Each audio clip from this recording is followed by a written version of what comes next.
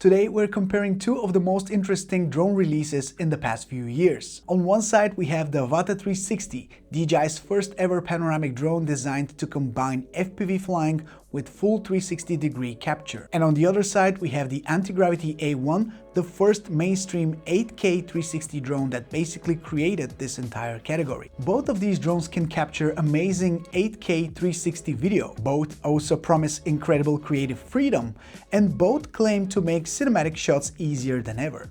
But they do it in a very different way. So today we're going to answer the question, which one is the better 360 drone? I'll test them across 9 important categories, each of which you will find as a timestamp below.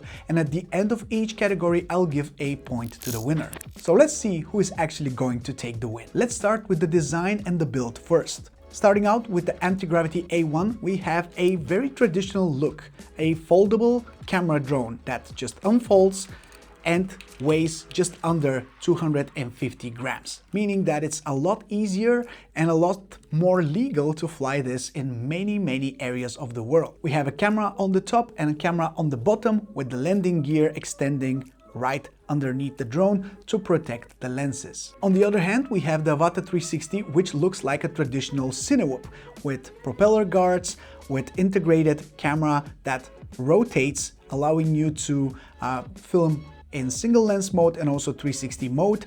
And the whole design of the drone is a very I would say safe type of design, allowing you to fly close to obstacles, close to people, giving you a little bit more precision when flying to be able to capture a lot more dynamic and aggressive type of shots. This immediately tells you something. The design of the Avata 360 is more like a traditional FPV drone, whereas the design of the Antigravity A1 resembles more the design of a traditional camera drone. And that difference really changes the way you fly those drones. So because of that extra flexibility of the design that allows you to create more aggressive, more precise shots, I'll have to give the point to the Avata 360. However, one big asterisk is the design of the Antigravity A1, and not only of the drone, but also the remote controller and the goggles. They have to get a point as well, because let's be honest, those things here, those accessories and the drone itself are some of the most beautiful pieces of products that I've seen in the past couple of years. Not often we get the chance to have a product that is so different from everything else we've seen on the market. And the design language, the user interface, the way the animations flow, the way the whole experience has been created on the Antigravity system deserves an additional point, because I'm just a huge fan not only of the goggles, the design of the remote controller with this fighter jet inspired design. I'm just a big fan of the overall experience while flying the Antigravity A1 and the freshness that it brings to the whole table. Now we're getting into one of the most important categories of today's video, and that's image quality, because as we have 8K 360 drones, the image quality is one of the biggest strengths that these drones have to offer. So we have 8K 60 frames per second 10-bit D-Log M footage on the Avata 360, coming out of two 1/1.1 inch sensors with an aperture of f1.9 and a built-in storage of 42 gigabytes. On the other side, we have the Antigravity A1, which again has two image sensors. Each of them is 1/1.28 inches. We have 8K 30 frames per second video on the Antigravity A1, 8-bit color, aperture of f2.2, and finally, Antigravity A1 comes with just normal color profile. You don't have any flat color profile available on the A1. So as you can see, we have a large difference between the two drones when it comes to maximum frame rate that you can use, 60 frames per second as opposed to 30 frames per second. The aperture on both of these lenses is also very different, f1.9 against f2.2.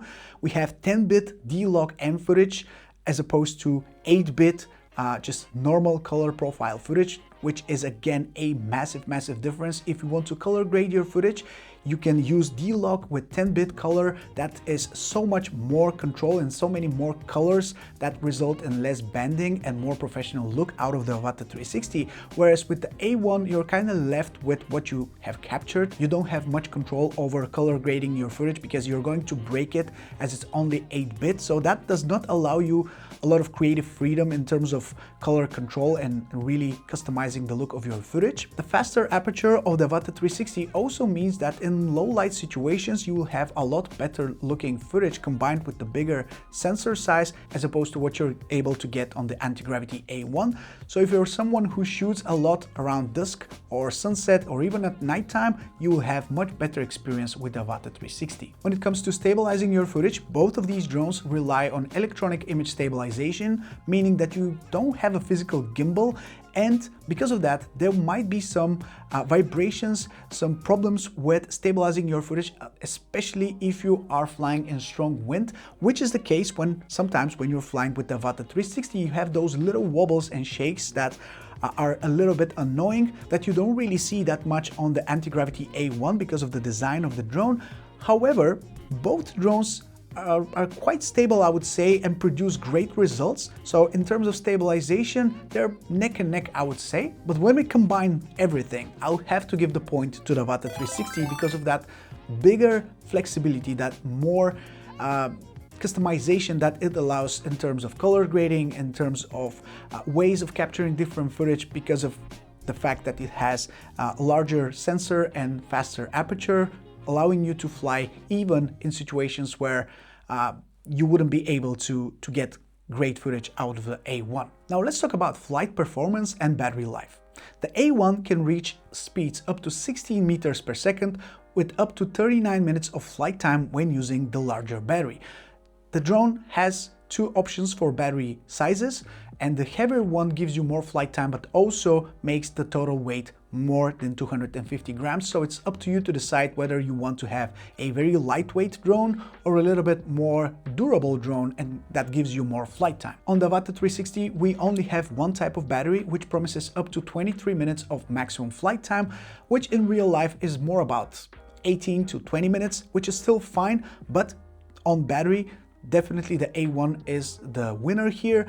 But in terms of overall performance, both of these drones perform great and fly super well. There is, however, a big difference once again because of the fact that with the Avata 360 you can fly this as an FPV drone. So the drone kind of combines FPV style flight characteristics with cinematic stabilization, meaning you can fly like a normal drone but produce FPV-like results. It also flies a little bit quicker, up to 18 meters per second, and in general feels a little bit more fast-paced, more dynamic and more aggressive type of drone that it will probably give you a lot more pleasure to fly. So the winner here in terms of flight performance is the Avata 360. Next, we have transmission system and range. And this one is huge for drones since that's the main way to really enjoy the flight. If you don't have good range, you're not going to enjoy the flight. Here we have a massive difference again in favor of Avata 360 because it uses the 04 Plus transmission system, which DJI has been working on for so long. Ever since DJI started making FPV drones, they have been improving their range, and the 04 Plus is the cherry on top that gives you that incredible flight feeling. When you're flying, you don't have that stuttery, laggy image anymore as it was a couple of years ago. Now the range is just fantastic. I've never had any issues with the range of the Avata 360, and unfortunately that's not something that I can say about the Antigravity A1. If you have seen my first impressions video of this drone, you will see that I was struggling with the range and the signal strength, even just flying around 100-200 meters away from myself.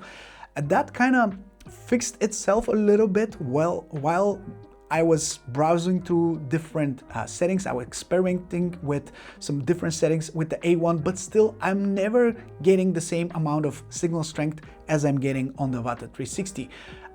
Also, something very important is the fact that you get 30 frames per second feed in your goggles when flying the A1, whereas you get 60 frames per second feet in your goggles while flying the Avata 360. So that makes the whole experience a lot smoother in the goggles. What you're seeing is actually so much more fluid and smooth, and it's just, especially after flying one and then flying the other one, it's just a breath of fresh air after switching from A1 to Avata 360. It's so much more smoother. So I'm going to give the point to the Avata 360 once again for transmission and range. Next, we have compatibility and ecosystem.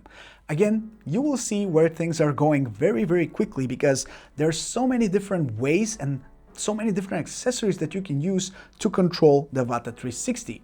Let's start with the RC Motion Controller 3. This is one of the devices that you can use if you want to fly FPV with your Avata 360. Again, if you still want to fly FPV but want more control, you have the FPV Remote Controller 3. Then we have the option to use the RC2, which makes this drone fly a lot more like a traditional drone. It still records 360 video, but you can use the screen instead of the goggles. If you don't want to use goggles, you can use this. If you don't want that, you can use the RCN3, or if you have an RCN2, which is the older version of this, you can also use that and put your phone on top of that as a screen. You can also use the RC Pro 2.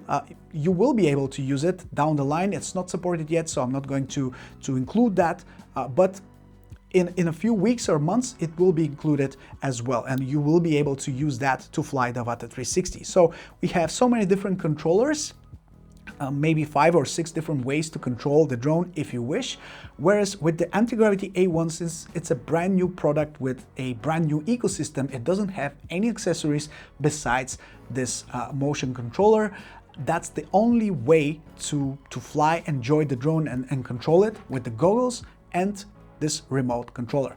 No more precise controller than this, so you don't have a full controller like this one, and that's something that many people have been requesting, but for now that's the only controller that we have, and the goggles are the only way to fly the Antigravity A1 as well. So for that, obviously the point goes to Avata 360. Next we have the safety features, and here is where the drones really start to separate from each other. First off, both of these drones have their replaceable kits available, so you don't have to send the drones back to the factory or to a repair shop if you want to change one of those lenses if you happen to scratch them, which, let's be honest, with 360 drones it's quite a large possibility. So having a replaceable lens kit available at your disposal is a massive thing. So I'm really happy to see that both of these drones support that. But the Antigravity A1 comes with a forward and downward obstacle sensing, whereas the Avata 360 comes with omnidirectional obstacle sensing system, meaning that from all directions you will be able to detect those obstacles and you will be notified and you will be able to avoid them.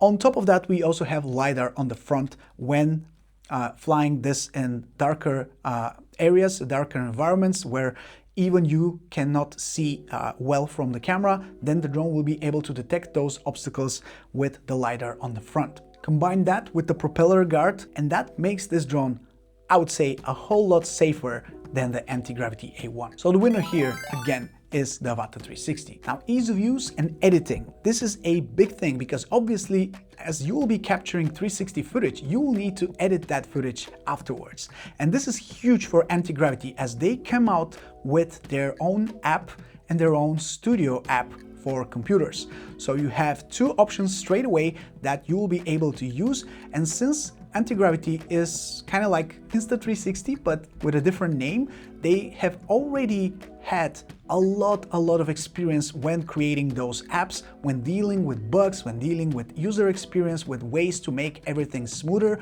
So the editing aspect of this whole 360 footage captured from the Antigravity A1 is very user intuitive and very smooth. Now, that's not exactly the case for the DJI drone, as it's still kind of new in this category, this niche of 360. So even with their Osmo 360, they haven't really developed their app to such an extent to really compete with what Antigravity has. So the user experience, the way that you're able to quickly edit on the go, is definitely far more enjoyable on the Antigravity drone. So if you'll be editing a lot, the experience with the Antigravity A1 will be better than what we currently have with the Avata 360, as currently we don't even have a phone app that we can use to edit our footage.